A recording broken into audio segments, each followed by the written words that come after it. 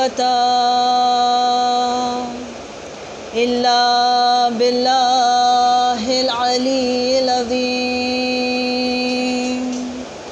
أعوذ بالله من الشيطان اللعين الرجيم بسم الله الرحمن الرحيم الحمد لله رب العالمين والصلاة والسلام على ختم الأنبياء والمرسلين سید النبیین جد الحسن والحسین ابو القاسم محمد اللہم صلی علی محمد وعجل فرجہم وأهل بيته الطيبين الطاهرين المعصومين المظلومين ولعنة الله على أعدائهم أجمعين أما بعد فقد قال الله تعالى في كتابه الحكيم والقرآن المجيد بسم الله الرحمن الرحيم يوم ندعو كل أناس بإمامهم صدق اللہ العلی العظیم صلوات علی محمد وآل محمد اللہم صلی علی محمد وآل محمد وعجل فرجہم۔ ساری تعریفیں اس خدائے بزرگ و برتر کے نام کہ جس کے قبضہ قدرت میں کائنات کا ہر نظام ہے۔ درود و سلام محمد وآل محمد پر۔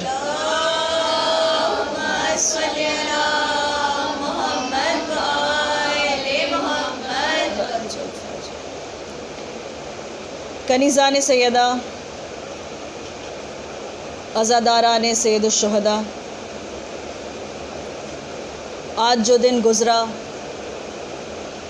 اس کے ساتھ 1441 ہجری کے سال کا آخری سورج غروب کر گیا اور افق عالم پر 1442 ہجری محرم کا چاند نمودار ہو گیا،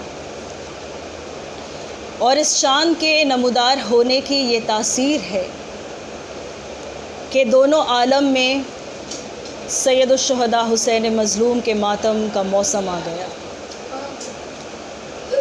یہ ایک عجیب کیفیت ہے جو پوری کائنات پہ طاری ہے۔ یہ ایک عجیب غم ہے کہ جس نے ہر صاحب ایمان اور ہر انسان کو جھنجھوڑ دیا ہے۔ عزیزان گرامی، ہم بھی حسب حیثیت ایک کوشش کر رہے ہیں، ایک صحیح ہے ہماری کہ ہم بھی انہی حالات میں اپنے مظلوم امام کا غم منائیں، اور ہم اور آپ آج اسی لیے یہاں موجود ہیں۔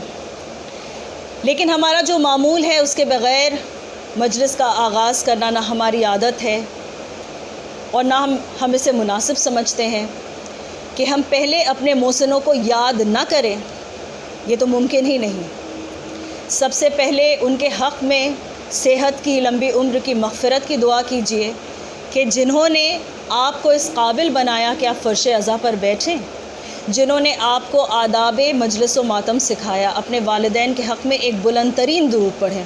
اللہم صلی علی محمد وآل محمد وعجل فرجہم۔ اس امید کے ساتھ کہ آواز میری مور اور لیس سب کے لیے کلیئر ہے کہ میں آڈیبل ہوں، مجلس کا آغاز کروں گی، لیکن چند باتیں اس کے پہلے آپ کے سامنے عرض کرنا چاہتی ہوں۔ اس وقت میرے سامنے 6-7 خواتین موجود ہیں۔ چونکہ موجودہ حالات میں یہ ممکن نہیں ہے کہ اس طرح سے مجمع ہو کہ جیسے گزشتہ برسوں میں ہوتا آیا ہے۔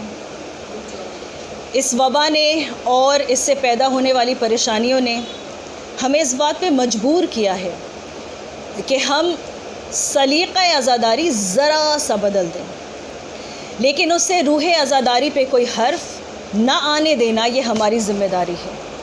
نہ خلوص میں کوئی کمی ہونی چاہیے، نہ اہتمام میں کوئی کمی ہونی چاہیے، نہ احترام میں کوئی کمی ہونی چاہیے عزیزان گرامی، کیونکہ ہمارا یہ یقین کامل اور یقین اول ہے کہ جب ہم فرش عزا پر آتے ہیں تو سب سے پہلی جو مہمان ہے وہ شہزادی کونین سلام اللہ علیہ، ایک درود پڑھیں مل کر، اللہم صلی علی محمد محمد۔ اور جب اس بی بی کی آمد ہو جائے تو پھر اس فرش عزا کی عظمت ہی کچھ اور ہو جاتی ہے۔ عزیزان گرامی، ایک اور میری ذمہ داری ہے کہ جس کو پورا کرنے کے بعد میں آج کی اس تمہیدی گفتگو کی تمہید باندھنا شروع کروں گی۔ چونکہ ڈائریکٹلی میں ٹاپک میں نہیں جانا چاہتی، چند ایک باتیں ہیں جو آپ کے سامنے میں پیش کرنا چاہتی ہوں۔ آئندہ مجالس کا یہ سلسلہ ان دنوں میں بھی اور شاید آنے والے دونوں مہینوں میں جو موسم عزا ہے اس میں اسی طرح جاری و ساری رہے۔ لہٰذا ہم خواتین کی ایک ذمہ داری ہے کہ ہماری جو بھی مصروفیات ہیں، ہمارے جو بھی کام کاج ہیں، ان سب کو یا مکمل کریں یا پھر ہم کوئی ایسا ایک ٹائم سلاٹ نکالیں کہ وہ مجلس کے ساتھ کلیش نہ کرے۔ عزیزان گرامی، اور جب آپ اپنے گھر میں بیٹھیں تو آپ خود بھی اس چیز کا احترام کریں، اپنے بچوں کو بھی سکھلائیں کہ ہم ویسے ہی مجلس کریں گے کہ جیسے ہم امام بارگاہوں میں جا کے کرتے تھے۔ ایک بات میں اپنی بیٹیوں سے، اپنی بچیوں سے کہنا چاہتی ہوں، اپنی بہنوں سے کہنا چاہتی ہوں، میرے بزرگ مجھ سے کہیں بہتر جانتے ہیں، جو بھی مجھے اس وقت یہاں سن رہا ہے، جہاں جہاں تک میری آواز جا رہی ہے، بس ایک میں بات آپ سے کہنا چاہتی ہوں کہ بے شک عزاداری ہر صاحب ایمان کے لیے ایک سامان نجات ہے اور ایک باعث فخر و فرحت ہے۔ ہر کسی کے لیے یہ ایک خوشی کی وجہ ہے، فخر کی وجہ ہے اور اس کی نجات کا سامان ہے۔ لیکن جس قدر خواتین کے لیے یہ چیز اہم ہے اتنی شاید ہمارے بھائیوں کے لیے نہیں ہے۔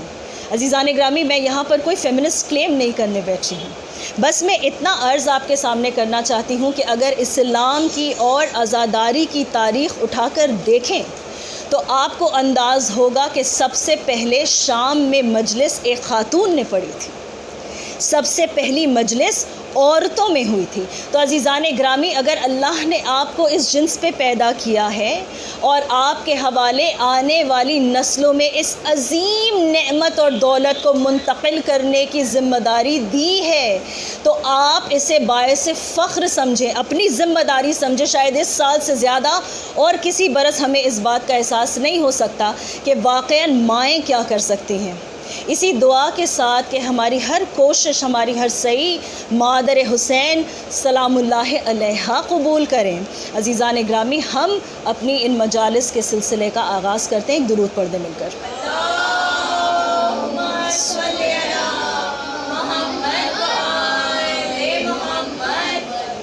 ایک اسے بہتر درود پڑھیں، اللہم صلی علی محمد وآل محمد وعجل فرجہم۔ تو کنیزان سیدہ، آپ کے سامنے جس آیہ مبارکہ کے ایک حصے کی تلاوت کا شرف میں نے حاصل کیا اور آج جس کو میں نے اپنا سرنامہ سخن قرار دیا ہے وہ سورہ مبارکہ اسراء یعنی 17واں سورہ قرآن مجید کا اس کی ایک آیت ہے، اور اس آیت کا نشان 71 ہے۔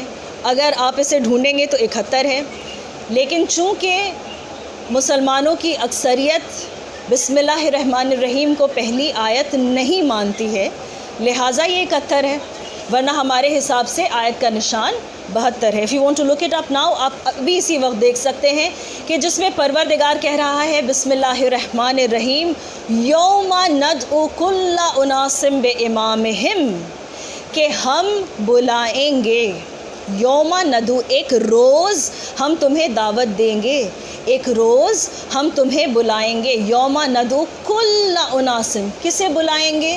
تمام انسانوں کو، جتنے بھی انسان ہیں، کل اناس، تمام انسانوں کو ہم بلائیں گے۔ کیسے بلائیں گے؟ بے امامہم، ہم تم کو تمہارے امام کے ساتھ بلائیں گے۔ عزیزان گرامی، چند باتیں ہیں، چند پہلو ہیں جو میں آپ کے سامنے پیش کرنا چاہتی ہوں، اور آج ڈس اپوائنٹ نہ ہو جائیں میری بہنیں، میں اس بات کو بار بار پیش کرنا چاہتی ہوں آپ کے سامنے کہ we are pressed for time. ایک اختصار ہے جس میں بہت بریفلی ہمیں اس کام کو کر گزرنا ہے اور اچھے سے کرنا ہے انشاءاللہ.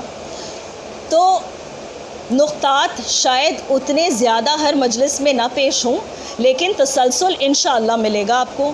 اور چونکہ آج یہ پہلی تمہیدی گفتگو ہے، لہٰذا کوشش میں یہ کر رہی ہوں کہ پہلے میں پریمائز جو ہے وہ سیٹ کر لوں. پہلے میں اپنا جو مقدمہ ہے، اپنی جو بحث ہے، اس کے لیے پہلے میں ایک زمین تیار و ہموار کر لوں. تو عزیزان گرامی، پروردگار ارشاد فرما رہا ہے یوم ندعو کل اناس بامامہم. ایک عام سی دعوت آپ اس دنیا میں اگر کسی کو دیتے ہیں تو چند چیزیں اس میں ضرور آپ وہاں مینشن کرتے ہیں. پہلی بات تو یہ کہ وجہ کیا ہے دعوت کی، اوکیزن کیا ہے، موقع کیا ہے. دوسری بات یہ کہ دن کون سا ہے، کس دن آپ کو اس دعوت پر جانا ہے. تیسری بات یہ ہے کہ وقت کیا ہے اور مقام کیا ہے.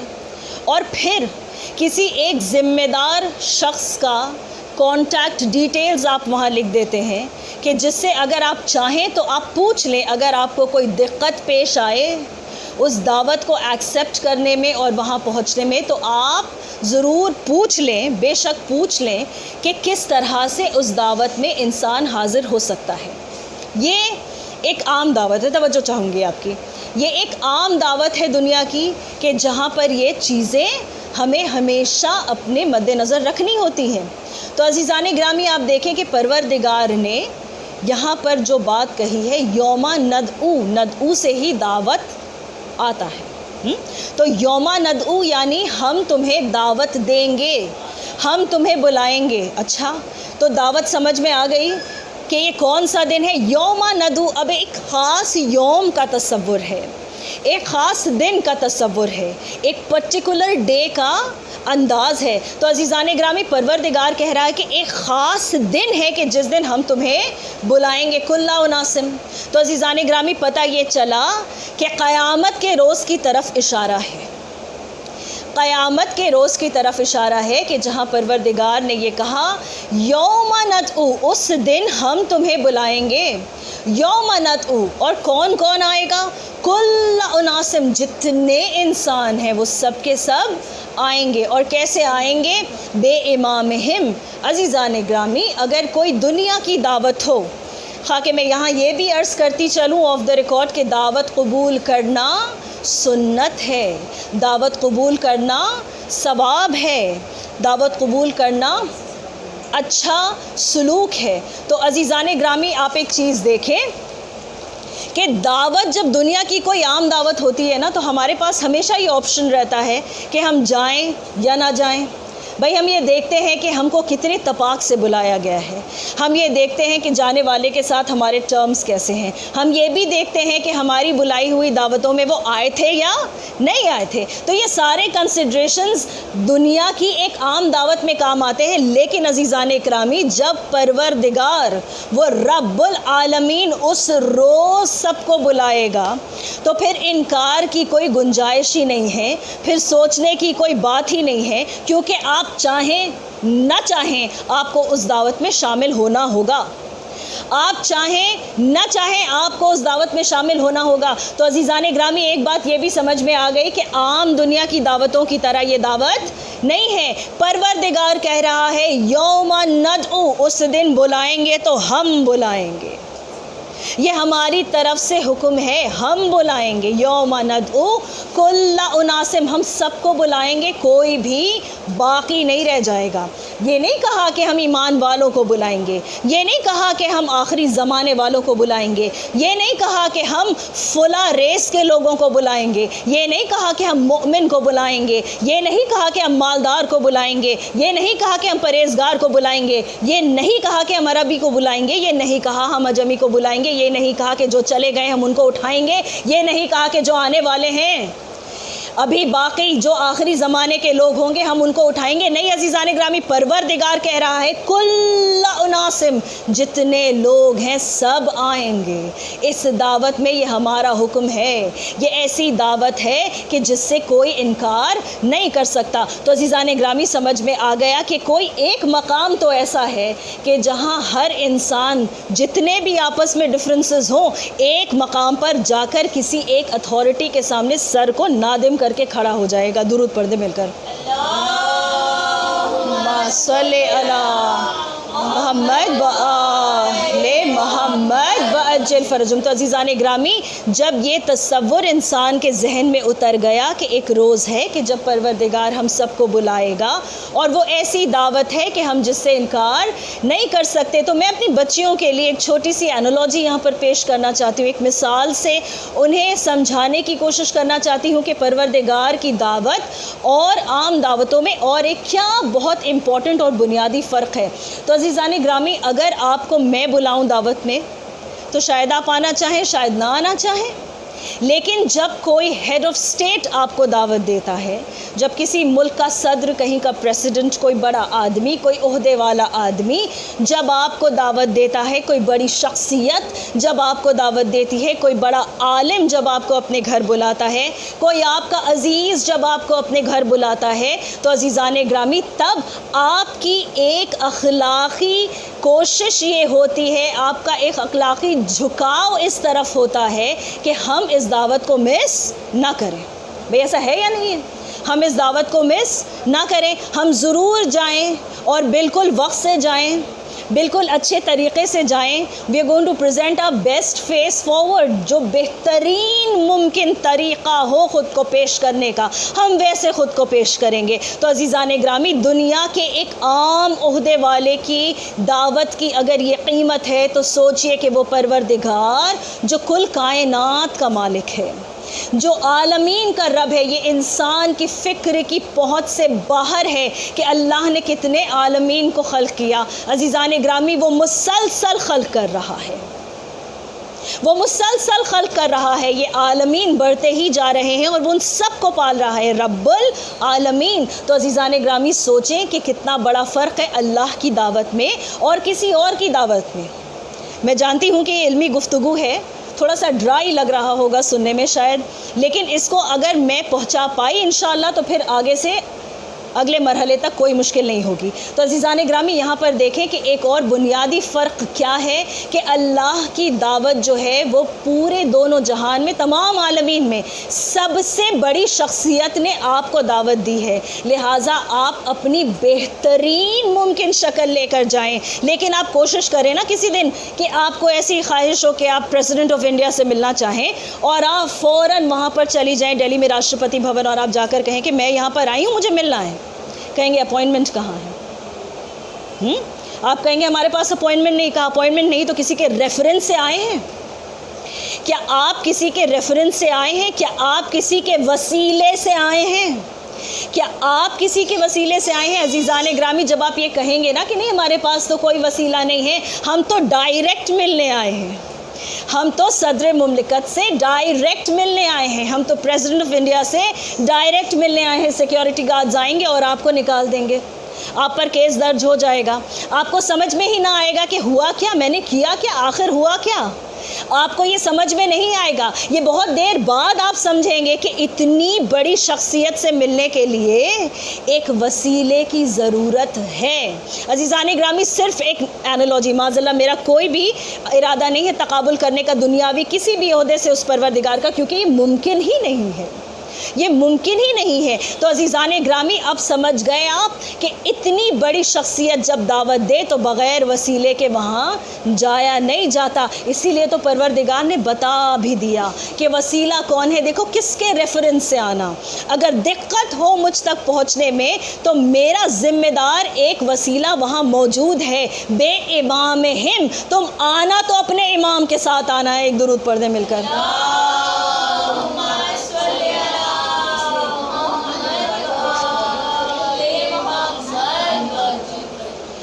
تو عزیزان گرامی یہ بات بھی طے ہو گئی کہ دعوت ایسی ہے کہ جس سے انکار نہیں کیا جا سکتا. کائنات کی سب سے بڑی شخصیت نے آپ کو دعوت دی ہے اور ضروری ہے کہ آپ وہاں ایک وسیلے سے پہنچے. عزیزان گرامی کل انشاءاللہ جب میں آپ کے سامنے عرض کروں گی چند مطالب تو پھر اس پہ گفتگو پھر سے شروع کی جائے گی. لیکن ایک بات ہے، ایک بہت اہم بات ہے کہ جو میں آپ کے سامنے پیش کرنا چاہتی ہوں کہ یہ آیہ مبارکہ اپنے آپ میں کتنی خوبصورت ایک بات ہے.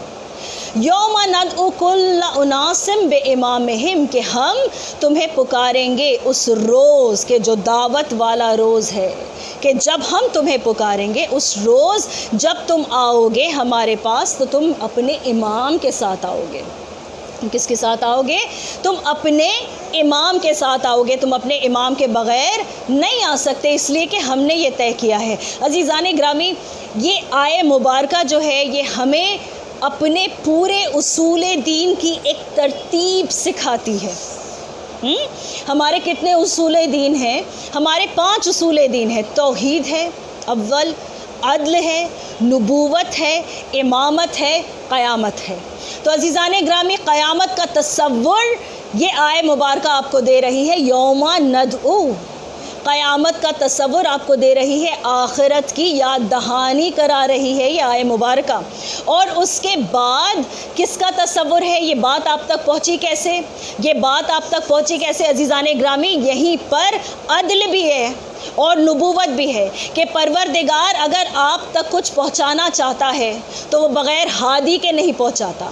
آپ کو اس نے بغیر ہادی کا کبھی بھی نہیں رکھا. تو عزیزان گرامی نبوت کا رول یہاں سمجھ میں آتا ہے. یہ بھی ہمارا اصول دین ہے کہ نبوت کا رول یہاں سمجھ میں آتا ہے کہ پروردگار کہہ رہا ہے کہ ہم نے اپنے نبی کے ذریعے سے یہ پیغام تم تک پہنچا دیا کہ یوم ندعو، جب ہم تمہیں بلائیں گے، تمام انسانوں کو بلائیں گے تو تم آنا. اور کس کے ساتھ آنا؟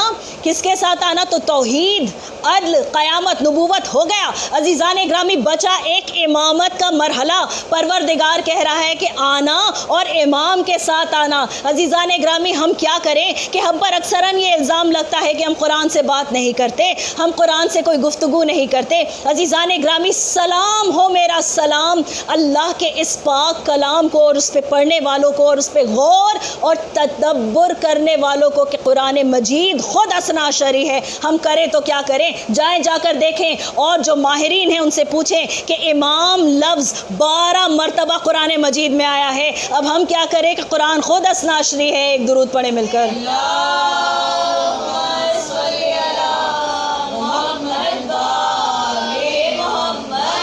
7 مرتبہ لفظ امام، 5 مرتبہ لفظ آئمہ. قرآن مجید خود اثنا عشری ہے. قرآن مجید خود 12 اماموں میں یقین کرنے والا ہے. تو عزیزان گرامی اپنی گفتگو کو اس مرحلے پر سمیٹتے ہوئے میں اصلاً اس بات پہ آتی ہوں کہ جو میں نے شروع میں بھی آپ کے سامنے عرض کیا کہ آج کا یہ دن کیوں اہم ہے. آپ کو اس وقت اپنے اسکرینز پر یہ سجے ہوئے اذاخانے نظر آ رہے ہوں گے. عزیزان گرامی یقین کیجئے کہ یہ ایک ایسی کیفیت ہے کہ جب محرم کا چاند طلوع ہو گیا نا تو دل جو ہے وہ حسین کی محبت سے مسرور ہیں اور دل جو ہیں وہ حسین کے غم سے مجروح ہے. عزیزان گرامی یہ ایک عجیب کیفیت ہے، ایک عجیب کیفیت ہے کہ جہاں پر غم تو ہے لیکن اپنے آقا کے استقبال کا ایک سرور بھی ہمارے دلوں میں ہے. عزیزان گرامی ہم غریبوں کے پاس اور ہے کیا؟ ہم غریبوں کے پاس اور ہے کیا؟ دامن وقت میں زیادہ گنجائش نہیں، میں اسباب رحمت بس چند منٹوں میں اب سمیٹنے والی ہوں، لیکن آپ کے سامنے میں پیش کرنا چاہتی ہوں مولا کے مدینے سے روانگی کی صرف ایک منظر. عزیزان گرامی صرف ایک منظر اور پھر ایک شہید کا ذکر اور میں نے پھر اس مجلس کو تمام کیا. تو عزیزان گرامی اس وقت میرا مولا سفر میں ہے نا.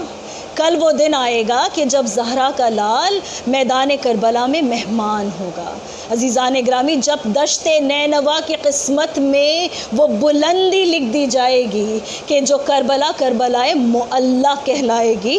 ہاں عزیزان گرامی زہرا کا لال ابھی سفر میں ہے نا. مجھے مولا کی مدینے سے روانگی کی صرف ایک جھلکی آپ کے سامنے پیش کرنی ہے. عزیزان گرامی جب میرا مولا سید الشہداء، میرا مظلوم مولا، میرے امام حسین علیہ السلام अलैहिस्सलातु वस्सलाम जिस वक्त अपने नाना के रोज़े पर गए ना, एक मर्तबा इस कदर गिरिया मेरे मौला ने किया कि मेरे मौला को गश आ गया। अरे ख्वाब में मेरे मौला क्या देखते हैं कि सरवर कायनात सल्लल्लाहु अलैहि वसल्लम अरे कब्र से बाहर हैं, कमर तक जो उनका जिस्म अथर है वो कब्र से बाहर है। एक मर्तबा हुसैन के सर पर हाथ रखते हैं, अरे चेहरे को उठाकर पेशानी का बोसा लेते हैं, सीने से लगाते हैं। जैसे ही अरे एक मर्तबा हुसैन ने रोकर कहा कि ए नाना मदीना तुम्हारे हुसैन पर तंग हो गया, ए नाना मदीना मुझ पर तंग हो गया, ए नाना उम्मत के जुल्म को देखो, मैं अब यहाँ रह नहीं सकता, ए नाना हुसैन मदीना छोड़कर जा रहा है, नाना मदीना हुसैन छोड़कर जा रहा है। अज़ीज़ान ग्रामी, एक मर्तबा सीने से लगाकर रिसालत माब ने कहा कि मेरे लाल वादा तिफली निभाना है तुम्हें, मेरे लाल ख्याल रहे इस्लाम की हुर्मत का सवाल है। अज़ीज़ान ग्रामी, बस मैंने अब रब्ते मसाइब को अब दूसरी तरफ मोड़ा है। अज़ीज़ान ग्रामी, ये शब लेकर जो पहली मुहर्रम की मजलिस है ना, ये शब लेकर जो पहली मुहर्रम की मजलिस है, मैं क्या बताऊं कि ये कैसी कैफियत मेरे दिल में पैदा कर रही है, मैं नहीं बयान कर सकती। ये दिन जुड़ा हुआ है अंसार इमाम से। मैं आपके सामने एक ऐसे नासिर का जिक्र करने जा रही हूँ कि जिसकी उम्र सिर्फ 21 बरस की है, जिसकी उम्र सिर्फ 21 बरस की है। हमारे बुज़ुर्ग उलमा फरमाते हैं कि ये जब आशूर के दिन शहीद हुए तो इनका इस्लाम सिर्फ 17 दिन पुराना था, यानी इन्होंने इस्लाम कबूल किया था तो सिर्फ 17 दिन गुजरे थे कि आशूर का दिन आ गया था। अज़ीज़ान ग्रामी, आप इशारा समझ गए ना, मैं वहब कल्बी की बात कर रही हूँ। हाँ, कि वो जो ईसाई वहब था, क्या ऐसा हुआ, ये कौन सा मौजज़ा था, ये कौन सी मोहब्बत थी, ये कौन सी मारिफत थी हुसैन की, ये कौन सी चाहत थी इमाम की कि जिसने वहब को इस कदर बदल दिया। अज़ीज़ान ग्रामी, मैं बस एक मंज़र आपके सामने पेश करना चाहती हूँ कि एक तवील चलने वाला कारवां है, ज़रा हौसला करके सुने। एक तवील कारवां है कि जिसमें बहुत सारे ऊँट हैं, किसी पे महमिल है, किसी पे पर्दे लगे हुए हैं। अरे अज़ीज़ान ग्रामी, सब्ज़ परचम लगे हुए हैं। समझ में आता है कि ये ख़ानदान रिसालत से हैं। हाँ अज़ीज़ान ग्रामी, आज महमिलों में बीबियाँ मौजूद हैं, उनके सरों पर रिदाएँ भी मौजूद हैं, उनकी गोदियों में बच्चे भी सलामत हैं। और जानती हैं आप, ये एक कारवां है कि जिसके आगे आगे अली की शबी चल रही है, जिसके आगे आगे अब्बास नामदार चल रहे हैं। हाँ अज़ीज़ान ग्रामी, और उसके पीछे एक बहुत मुख्तसर सा काफ़िला है कि जहाँ 2 ऊँट हैं और एक घोड़ा है। हाँ अज़ीज़ान ग्रामी, ये काफ़िला किसका है? ये वहब हैं, उनकी मादर ग्रामी हैं और उनकी ज़ौजा हैं। हाँ अज़ीज़ान ग्रामी, ये 21 बरस का नया दूल्हा है। मुझे इंसाफ से बताएं वो माएँ जिन तक मेरी आवाज़ पहुँच रही है, मौला आपके जवान लालों को सलामत रखे, आपकी गोदियों को आबाद और शाद बतुफ़ैल सैयदुल शुहदा रखे। हाँ अज़ीज़ान ग्रामी, मुझे इंसाफ से बताएं कि एक बेवा जिसकी एक औलाद हो, जिसका एक बेटा हो, उसके लिए उस बेटे की अहमियत क्या है। और जब वो ज़िंदगी के इस मरहले पर उसे देखती है कि उसकी शादी हो जाए, उसे उरूसी नसीब हो जाए, तो वो किस कदर खुश और मसरूर और मुतमईन होती है। हाँ अज़ीज़ान ग्रामी, ये वहब की माँ है जो वहब की नई दुल्हन को लेकर अरे उसी सिमत में जा रही है कि जिस सिमत में ये काफ़िला चल रहा है। और एक मर्तबा वहब को बुलाकर मादर वहब ने कहा कि मेरे लाल, ए मेरे नूरे नज़र, ज़रा एक मर्तबा पता तो करना, हम इनके पीछे पीछे काफ़ी दिनों से चले आ रहे हैं, एक मर्तबा पता तो करना वहब कि ऐसे नैनवा में, अरे ऐसे चटियल मैदान में, अरे ऐसे इस जगह में कि जहाँ ना दरख्त है ना पानी का कोई सामान है, अपनी औरतों और बच्चों को लेकर इतना तवील कारवां लेकर कौन जा रहा है। जब मैं देखती हूँ तो मुझे एहसास होता है कि ये साहिबान इस्मत व तहारत हैं, ये कोई ख़ास ख़ानदान है, ये कोई आम ख़ानदान नहीं। बस यहीं से आप वहब की माँ की मारिफत का अंदाज़ा कर लें। अज़ीज़ान ग्रामी, जैसे ही वहब पहुँचे, जाकर नज़दीक पूछा कि ये किसका काफ़िला है। कहा ये मुसलमानों के रसूल کے نواسے کا قافلہ ہے، یہ یبنہ زہرا حسین کا قافلہ ہے، یہ علی کے چھوٹے بیٹے حسین کا قافلہ ہے۔ ایک مرتبہ پوچھا کہ یہ کس طرف گامزن ہے؟ کہا یہ عراق کی طرف گامزن ہے۔ عزیزان گرامی، ایک مرتبہ جب آ کر وہب نے بتایا نا تو اور فوراً وہب کی ماں تیار ہو گئی، کہتی ہیں کہ میرے لال ہمیں جا کر ان سے ملاقات کرنا چاہیے، ہمیں جا کر ان سے ملاقات کرنا چاہیے۔ ارے وہب، ان کی زوجہ اور ان کی مادر ایک مرتبہ جب امام کے سامنے آئیں، نہ جانے اس ملاقات کا اثر کیا ہوا کہ سب اسلام لے آئے۔ ہاں عزیزان گرامی، سب کے سب اسلام لے آئے، اور پھر اسی طرح 2 محرم کو میرے مولا کے قافلے کے ساتھ ارے وہب، ان کی زوجہ اور ان کی مادر گرامی بھی پہنچ گئیں۔ ہاں عزیزان گرامی، بس ایک بات میں آپ کے سامنے پیش کرنا چاہتی ہوں، مجلس میرے اس طے کیے 30 منٹ سے زیادہ ہو گئی ہے، لیکن چند جملے اور پھر آپ سے اجازت لوں گی۔ عزیزان گرامی، جب عاشور کا دن نمودار ہوا نا، جب عاشور کا دن نمودار ہوا، سلام ہمارا ان ماؤں کو، سلام ہمارا، جب عاشور کا دن نمودار ہوا، ایک مرتبہ وہب کی ماں نے وہب کو للکار کر کہا کہ وہب، تجھے برداشت ہو جائے گا کہ آدھا کا تیر آ کر زہرا کے لال کو لگ جائے اور تو اسی طرح صحیح و سالم کھڑا رہے، تو اسی طرح صحیح و سالم کھڑا رہے؟ وہب کہتے ہیں کہ اے مادر گرامی، میں جا کر امام سے اجازت لیتا ہوں۔ ایک مرتبہ جب وہب پہنچے، میرے مولا نے عجب ایک جملہ کہا وہب تمہاری عمر صرف 21 برس کی ہے، تمہاری عمر صرف 21 برس کی ہے۔ اللہ اکبر، مولا میں ہاتھوں کو جوڑ کر عرض کروں گی کہ علی اصغر تو 6 مہینے کے ہیں، مولا کس لحاظ سے یہ بات کر رہے ہیں؟ لیکن یہ امام ہے، دوسروں کی اولاد کو ہمیشہ مولا نے زیادہ محبت دی۔ کہا اے وہب، تم اپنی ماں کے واحد سہارے ہو، اے وہب ابھی ابھی تمہاری شادی ہوئی ہے، تمہاری نئی دلہن ہے وہب، میں نہیں چاہتا کہ تم میدان کارزار میں اس وقت جاؤ، تم جوان ہو، جوانوں کے دل میں جینے کی تمنا و حسرت ہوتی ہے، اے وہب تم اس وقت کیسے جاؤ گے؟ وہب نے عجب جملہ کہا، یہ سبق ہے ہر ماں کے لیے، معرفت امام کیسی ہوتی ہے عزیزان گرامی، جو 17 برس 70 برس میں لوگوں کو نہ حاصل ہوتی ہو، 17 دنوں میں مادر وہب کو حاصل ہو گئی۔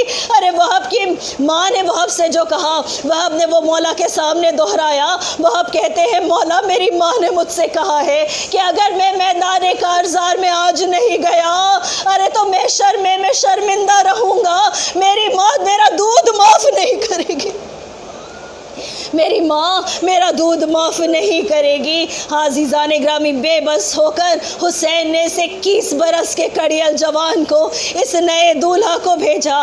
عزیزان گرامی، بہت شجاع ہے وہب قلبی، بہت شجاع، بہت سے پہلوانوں کو واصل جہنم کرنے کے بعد، بے تحاشا زخم کھانے کے بعد، ایک مرتبہ اپنے خیموں کی طرف جب واپس آئے نا، ماں وہاں کھڑی ہوئی تھی، جیسے ہی وہب واپس آئے، ماں نے اپنا چہرہ پھیر لیا، ماں نے اپنا چہرہ پھیر لیا۔ وہب کہتے ہیں اماں دیکھو تو صحیح، میں زخموں سے چور ہوں، کیا اب بھی راضی نہیں ہو؟ عزیزان گرامی، ماشاءاللہ ماؤں کا مجمع مجھے سن رہا ہے، جہاں جہاں تک میری آواز جا رہی ہے، جب بھی کسی بچے کو چوٹ لگتی ہے، بچے سے زیادہ تکلیف ماں کو ہوتی ہے، یہ اللہ نے فطرت میں ڈال کر رکھا ہے۔ وہب کی ماں کو فطرتاً کیا کرنا چاہیے تھا؟ وہاں جا کر وہب کے ایک ایک زخم کا معائنہ کرنا چاہیے تھا، کہنا چاہیے تھا میرے لال، افسوس کہ تجھے تیر بھی لگے، افسوس کہ تو نے تلوار کے زخم بھی کھائے، افسوس کہ تیرے شانے پر بھی اتنا کاری ضرب لگا ہے، لیکن یہ نہ جانے کیسی مائیں ہیں۔ ایک مرتبہ اپنا چہرہ پھرا کر کہتی ہے وہب، میں نے تجھے اس لیے نہیں بھیجا تھا کہ تو زندہ واپس آ جائے، میں نے تجھے اس لیے بھیجا تھا کہ تو اپنا سر کٹوا دے۔ ارے حسین کی نصرت کی راہ میں جزاکم ربکم، بس میں نے مجلس کو تمام کیا۔ عزیزان گرامی، دوبارہ بڑھے وہب میدان کارزار کی طرف۔ ارے جوان کو ایک مرتبہ دھوکے سے گھیر کر مارنا شروع کیا گیا، ارے جب دم نکل گیا، بس ایک مرتبہ سر کو الگ کیا گیا۔ بس سن لیجئے ہمت کر کے یہ جملہ، ارے کہتے میرے رونگٹے کھڑے ہوتے ہیں، جوان لال کے سر کو الگ کر کے ایک مرتبہ اچھال کر ماں کی طرف پھینکا گیا۔ سلام ہمارا مادر وہب کو کہ ایک مرتبہ وہب کی ماں سامنے آئی، آ کر اس سر کو اٹھایا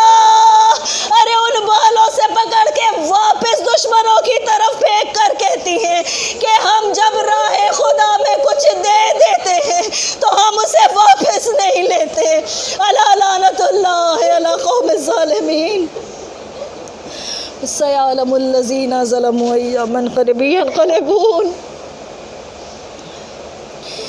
عزیزان گرامی، بس چند منٹیں دعا کے لیے۔ پروردگار تجھے واسطہ ہے محمد وآل محمد کا، تجھے واسطہ ہے چہاردہ معصومین پنجتن پاک علیہم الصلاۃ والسلام کا، کہ ہم سب کو وہ معرفت نصیب ہو ہمارے امام کی، کہ جیسا تو چاہتا ہے، کہ جیسا ہمارے امام کا حق ہے۔ عزیزان گرامی، سنیں گی آپ کہ وہب کی زوجہ نے کیا کہا جب وہب نکلنے لگا نا؟ ایک مرتبہ وہب سے کہتی ہیں آستین کو تھام کر کے، وہب بہت اچھا، تم تو مجھے تنہا چھوڑ کر جا رہے ہو۔ کہا میں نصرت امام میں جا رہا ہوں۔ کہا نہیں وہب، میں اس دنیا کی بات نہیں کر رہی ہوں، تم جب شہید ہو جاؤ گے جنت تو تمہارے لیے طے ہے، لیکن وہب میرا کیا ہوگا؟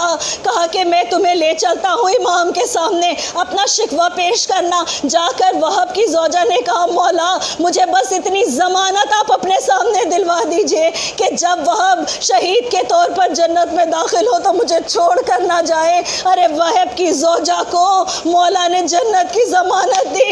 عزیزان گرامی، یہ دوسرا جملہ سن لیجئے، بس زحمت تمام ہے آپ کی۔ وہب کی زوجہ کہتی ہے مولا ایک اور آپ سے درخواست ہے، یہ شامی ہیں، ان سے کچھ بعید نہیں ہے، مجھے ڈر ہے کہ میں نو مسلم ہوں، میں ایسا نہ ہو کہ میرے شوہر کے مر جانے کے بعد اگر یہ یہاں تک پہنچ جائے تو ہمارے پردے پر یہ کچھ آنچ آ جائے، ہمارے پردے محفوظ نہ رہے، لہٰذا آپ سے دستبستہ گزارش ہے مولا مجھے ان خیموں میں پہنچا دیجئے گا کہ جہاں آپ کی بہنیں ہیں۔ مجھے یقین ہے کہ رسول کی نواسیوں کے ساتھ اگر رہوں گی تو میرا پردہ ہمیشہ محفوظ رہے گا۔ اللہ اکبر! دو پیغام ہمارے لیے، آخرت کی فکر اور پردے کی تاکید۔ اور عزیزان گرامی، ہم ہاتھ جوڑ کر عرض کریں نا وہب کی زوجہ کے سامنے کہ عصر عاشور پھر اس بات کو دہرانا بی بی کہ جب رسول زادیاں ایک جلتے خیمے سے دوسرے جلتے خیمے میں جا رہی تھیں، پروردگار تجھے زینب کی ان بے بس پکاروں کا واسطہ ہماری اس مختصر سی مجلس عزا کو اپنی بارگاہ میں شرف قبولیت